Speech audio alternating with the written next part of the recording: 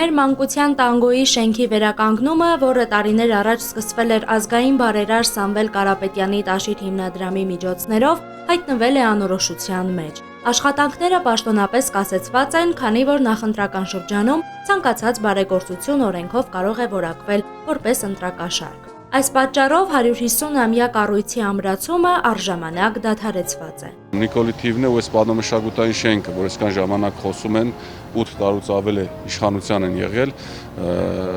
որևիցե բան այս կարևորագույն շենքի վրա իրենք չեն այլ, երբ որ Սամվել Կարապետյանը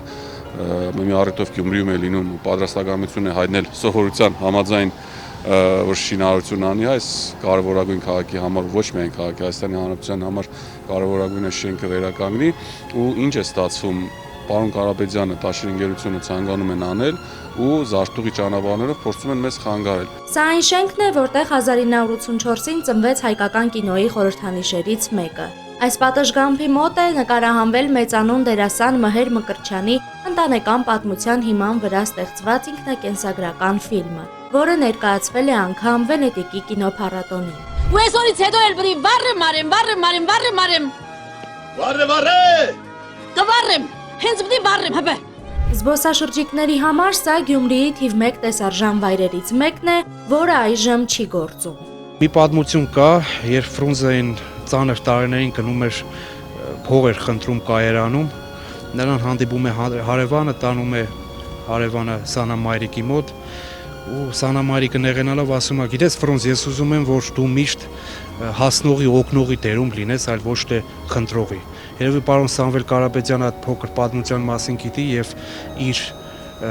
մեծ ներդրումն է ուզում անել այս շենքի վերականգնման գործում։ Չնայած իրավական արգելքներին եւ դադարեցված շինարարությանը, նախագծի հեղինակները պնդում են։ Սա բիզնես շահ չէ, այլ ազգային բարերար Սամվել Կարապետյանի կողմից նվեր կոլորիտային Գյումրիին։ Եվ չնայած առաջացած սահմանափակումներին, Ուժեղ Հայաստան կուսակցության խորհրդի անդամ Ռուբեն Մխիթարյանը նշում է. Գյումրին իր պատմական շենքը ստանալու է։ Մենք ունենալու ենք Ուժեղ Հայաստան, այս շենքը կարևորագույն պատմամշակութային այս շենքը լինելու է պարոն Կարապետյանի կողմից հերթական նվերը մեր քաղաքին, մեր Հայաստան, մեր երկրին,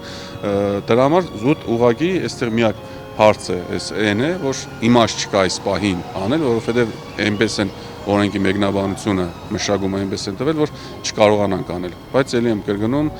իրենց հետ մի քանի օր բանը մնացել, կդիմանանք, դրանից հետո շատ ավելի մեծ թափով շինարարությունը կսկսենք, անհրաժեշտ գործողություն կլինի ու 27 թվականին մեր գյումրեցիները, մեր հայ ազգը այս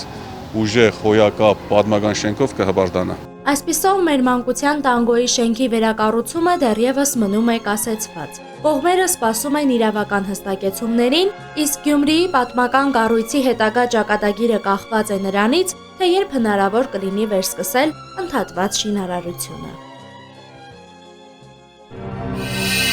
Բաժանորդագրվեք Արմատ մեդիայի ալիքներին սոցցանցերում։ Հետևեք մեզ նաև Արմատ մեդիա AM կայքում։